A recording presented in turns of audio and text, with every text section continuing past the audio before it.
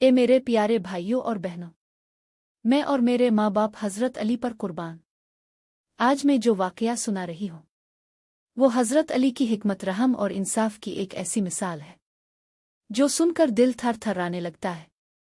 ایک دن ایک مسافر مدینہ میں روتا ہوا آیا۔ لوگوں نے پوچھا، کیا ہوا؟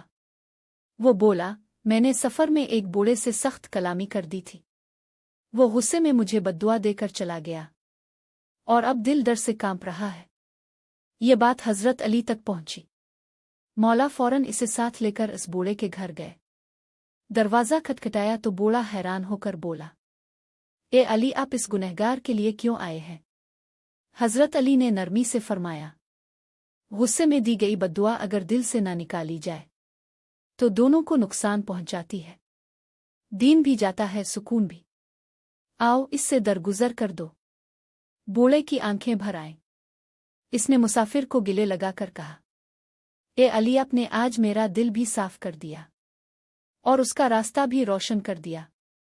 میرے بھائیوں اور بہنوں، اگر آپ واقعی حضرت علی کی حکمت اور رحم سے محبت رکھتے ہیں تو اس پیغام نور کو آگے بڑھائیں اور میرے چینل کو سبسکرائب کریں۔ جزاک اللہ خیر۔